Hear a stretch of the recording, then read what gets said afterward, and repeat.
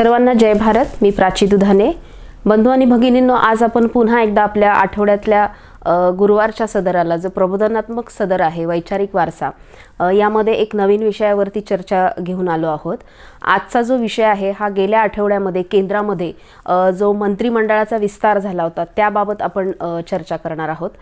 सर्वप्रथम ह्या विस्ताराबाबत जो प्रश्न निर्माण होतोय की आत्ता ह्या वेळेला हा विस्तार का आणि कोणासाठी करण्यात आलेला आहे।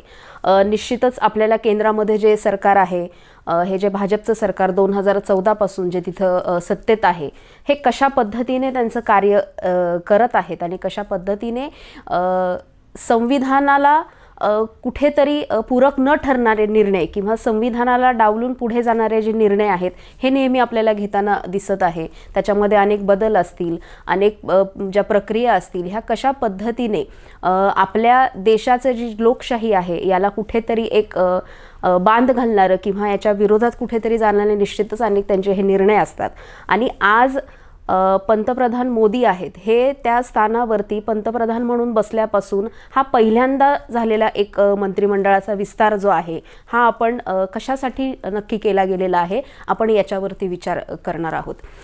ज्या वेळेला मंत्रिमंडळाचा विस्तार होणार होता त्यापूर्वीच अनेक चर्चा, अनेक तर्कवितर्क याबाबत लावण्यात आले होते। कुणाला याच्यामध्ये स्थान मिळेल आणि कुणाचं स्थान याच्यातनं जाईल। आपण पाहिलं होतं की काही 12 मंत्र्यांनी याच्यामध्ये राजीनामा केंद्रातला दिला होता आणि जवळपास 43 नवीन चेहऱ्यांना ह्याच्यामध्ये समाविष्ट करून घेण्यात आलेला आपण नंतर पाहिलं आहे।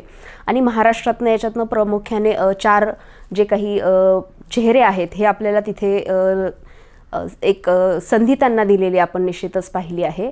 पण हे सगळं करत असताना न्यूज चॅनलच्या माध्यमातून ज्या वेळेला हा विस्तार झाल्यानंतर ज्या पद्धतीने ह्या विस्ताराची माहिती समोर येते, तिथे कुठेतरी विशिष्ट एका समाजाचं, विशिष्ट एका जातीचा ह्या पद्धतीने जेव्हा त्याची एकूणच एक गणित त्याचं मांडलं जातं की किती ओबीसी समाजातल्या तिथे चेहऱ्यांना तिथे निश्चितच स्थान दिलेलं आहे, संधी दिलेली आहे। मग एससी समाज असेल, एसटी समाज असेल, विविध स्तरांमधील हे जे समाज आहे कशा पद्धतीने ही आकडेवारी मांडल्या गेली होती हे सुद्धा आपण पाहिलं आहे। म्हणजे हे करत असताना एकीकडे बहुजन समाजातील विविध घटकांना तुम्ही कशा पद्धतीने तिथे स्थान देत आहात हे तुम्हाला याच्यामधनं दाखवायचं आहे का?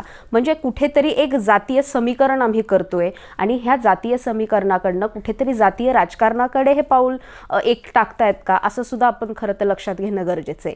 कारण आजपर्यंत आपण ही लोक एका विशिष्ट समाजाच्या, एका विशिष्ट धर्माच्या बाजूने आहेत आणि इतरांना हे कुठेतरी नेहमी अन्याय त्यांच्यावरती होत असतो, हा प्रश्न आपण समाजात घेऊन उभं राहत असतो। आणि ह्याच कुठेतरी प्रश्नांवरती एक विरामचिन्ह देण्यासाठी हा कुठेतरी एक प्रयत्न भाजपकडून केंद्रामध्ये करण्यात येतोय का, हा सुद्धा एक प्रश्न निर्माण झालेला आहे।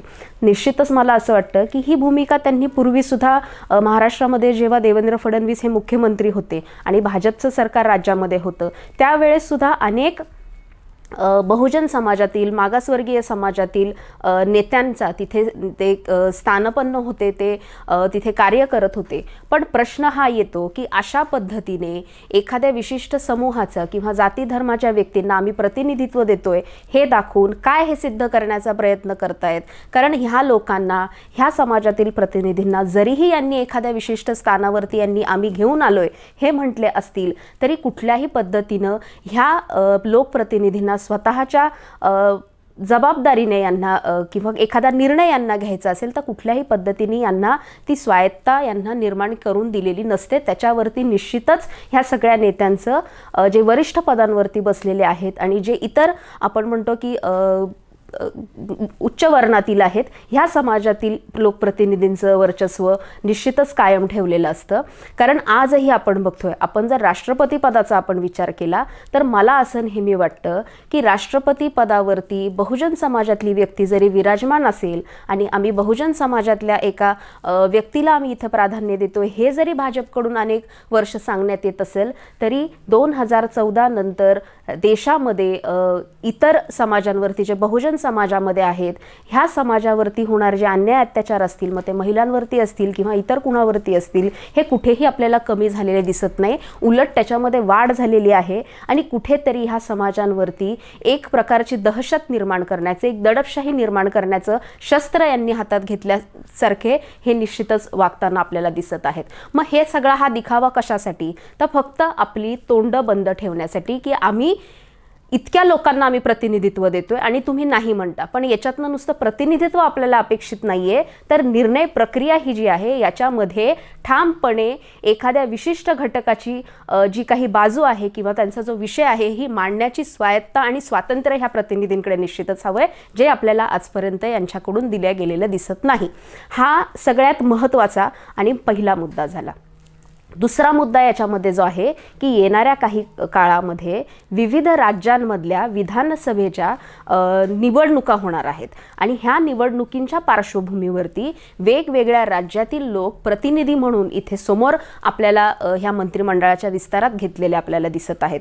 मग त्याच्यामध्ये UP असेल, गोवा असेल, पंजाब आहे, महाराष्ट्र आहे, गुजरात आहे. येणाऱ्या काही काळानंतर ह्या निवडणुका निश्चितच होतात आहेत आणि याच्यामध्ये येणारी जी प्रमुख एका राज्याची निवडणूक आहे ती म्हणजे UPची.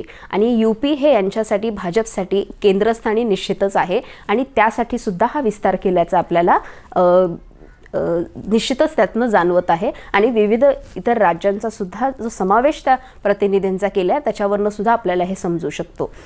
हा विस्तार करत असताना अनेक नवीन चेहरे नवीन जागेवरती दिलेले आहेत, नवीन खात्यांवरती दिले आहेत, काही खांदेपालट काही खात्यांची केलेली आहे आणि सगळ्यात महत्त्वाचा याच्यामध्ये जो आहे एक नवीन खातं केंद्राच्या माध्यमातून निर्माण केलं गेलेलं आहे आणि ते म्हणजे सहकार खातं. बंधू आणि भगिनी, सहकार म्हटलं की याच्यामध्ये सर्वप्रथम जे समोर आपल्या येतं तो आहे आपला महाराष्ट्र. महाराष्ट्रामध्ये जे काही परिवर्तन घडलं आहे किंवा जे काही साखर कारखाने असतील, शिक्षण संस्था असतील, विविध व्यवसायाच्या संधी असतील, हा जो सगळा काही एक स्थापना ही जी झाली होती ही महाराष्ट्रामध्ये निश्चितच मोठ्या प्रमाणात झाली होती आणि एक यशस्वी स्वरूप त्याला महाराष्ट्रामध्ये निश्चितच प्राप्त झालं होतं. आणि ह्या सगळ्यांच्या माध्यमातून रोजगार असेल, अर्थकारण असेल, याकडे कुठेतरी एक चालना ही महाराष्ट्राला निश्चितच ह्या माध्यमातून ह्या सहकार खात्यांमधून मिळालेली आपण निश्चितच जाणतो. आज केंद्रामध्ये ह्या खात्याचा विस्तार करून किंवा निर्माण हे खातं करून आणि ते खातं अमित शहा यांच्याकडे देऊन काय नक्की साध्य करण्याचा प्रयत्न केंद्राकडनं केला जातोय? म्हणजे महाराष्ट्राची जी काही स्वायत्ता होती ही कुठेतरी आणखीन त्याच्यावरती गदा आणण्याचं कार्य यांच्याकडनं पुढे होणार आहे का? हा सगळ्यात महत्त्वाचा आज महाराष्ट्राच्या पुढे प्रश्न निर्माण झालेला दिसत आहे.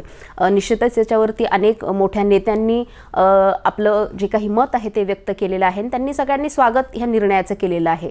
पण निश्चितच आज कुठलाही नेता असो, विरोधी पक्षातील असो नाही तर इतर कुठल्याही पक्षातील असो, केंद्रात असलेल्या भाजपच्या सरकारविरोधी कुणी बोलण्यासाठी फार आपल्याला प्रयत्नशील दिसत नाही. कारण ED सारखे काही अनेक शस्त्र ह्या लोकांकडे आहेत आणि यांच्या केंद्रामध्ये यांचे जरी स्वतःचे मंत्री भाजपचे असले तरी ते तर त्यांच्या विरोधात बोलूच शकत नाही. कारण विविध स्वरूपांचे जे काही दडपशाही मी मगाशी सांगितलं होतं, ही हुकुमशाही जी आहे ही एका विशिष्ट पद्धतीने कार्य करते आणि त्याच माध्यमातून अनेक नेते जे आहेत हे त्यांच्या विरुद्ध बोलण्यासाठी किंवा कार्य त्यांच्या विरोधात जाऊन करण्यासाठी, उभारण्यासाठी हे निश्चितच दोन पाऊल मागे येताना आपल्याला दिसतात. मग हे एवढं सगळं असताना आपण पाहतो की नुकसान जे आहे ते देशाचं गेल्या ह्या 7 वर्षामध्ये फार मोठ्या प्रमाणात झालेलं आहे. न भरून निघणारं हे नुकसान आहे. आज मंत्रिमंडळामध्ये जो विस्तार केंद्राने केलेला आहे याच्यामध्ये अनेक जे काही नेते आहेत हे इतर पक्षांमधून भाजपमध्ये गेलेले आहेत आणि कुठेतरी एक मनधरणी करण्याचा ह्या सगळ्यांचा जो प्रकार यांनी चालवलेला आहे तो निश्चितच तो आपण पाहतो. याच्यामध्ये बोललं जातं की अनेक महिलांना सुद्धा संधी प्रामुख्याने दिल्या गेलेली आहे.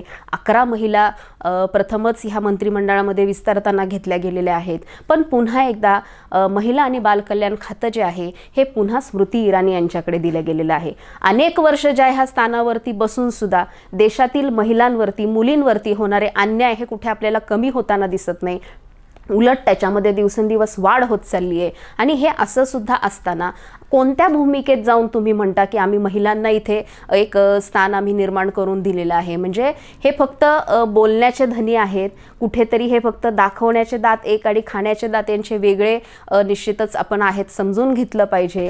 जे सुशिक्षित लोक यांनी घेतलेले आहेत त्याच्यामध्ये एक जे आपले नवीन केंद्रीय आरोग्य मंत्री जे आपले आहेत मनसुख मांडवीय यांनी पदभार स्वीकारण्याच्या आधी त्यांच्या कार्यालयामध्ये कलश पूजन करून घेतलं आणि ज्या खुर्चीवरती ते स्थानपन्न होणार होते त्या खुर्चीला एक गंडा दोरा त्यांनी बांधून घेतला आणि त्याच्यानंतरच हे त्या खुर्चीवरती स्थानपन्न झालेले आपल्याला दिसलेत।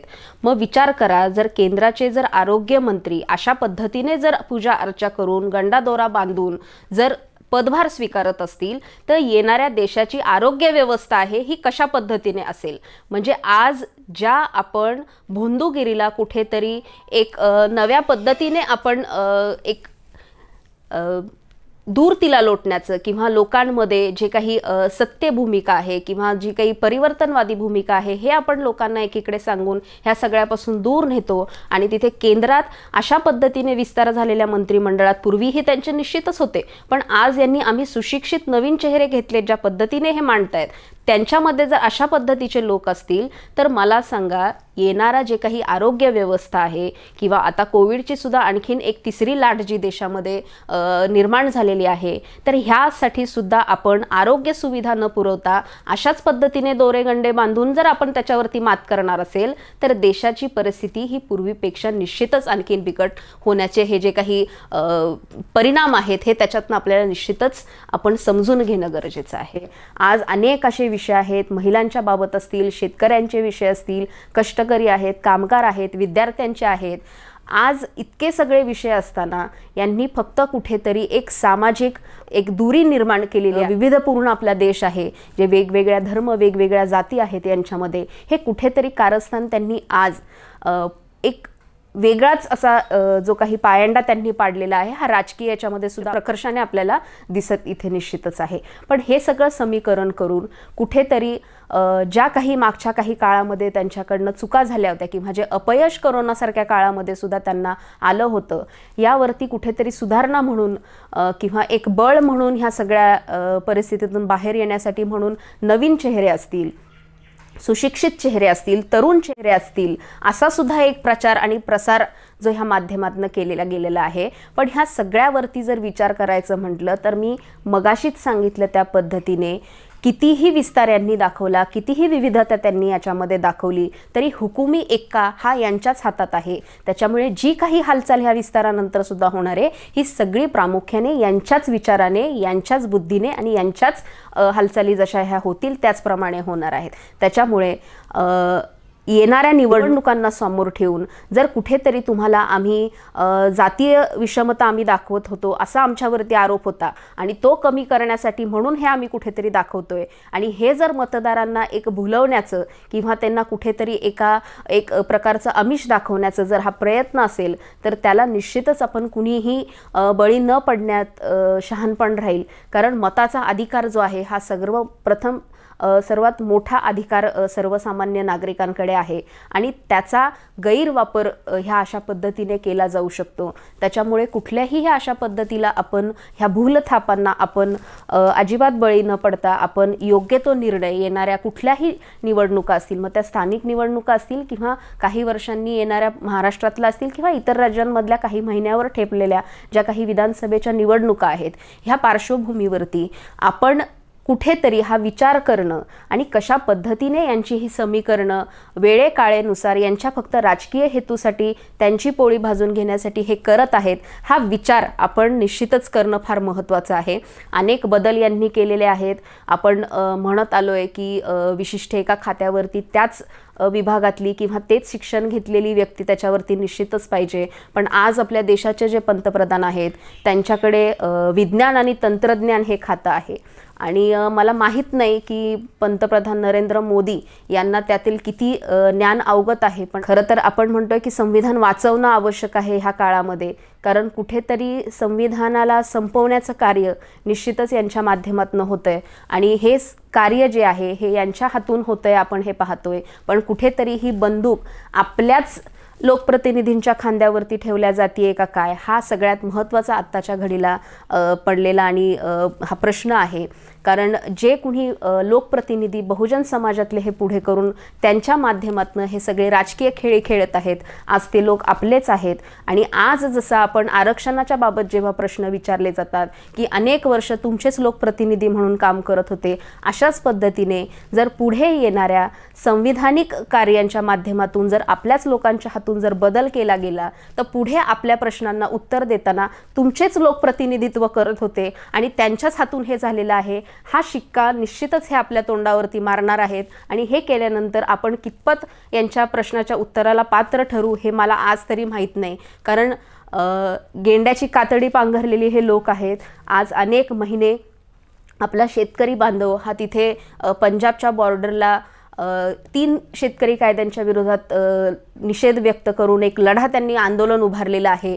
पण कुठल्याही पद्धतीचा ह्या अशा आंदोलनांना केंद्राकडनं प्रतिसाद योग्य मिळत नाही. आणि लोक रस्त्यावर उतरतायत का लोक विरोध करतायत यांच्याशी त्यांना घेणं नाही. लोकांची मृत्यू संख्या यांच्यासाठी फक्त एक आकडा आहे.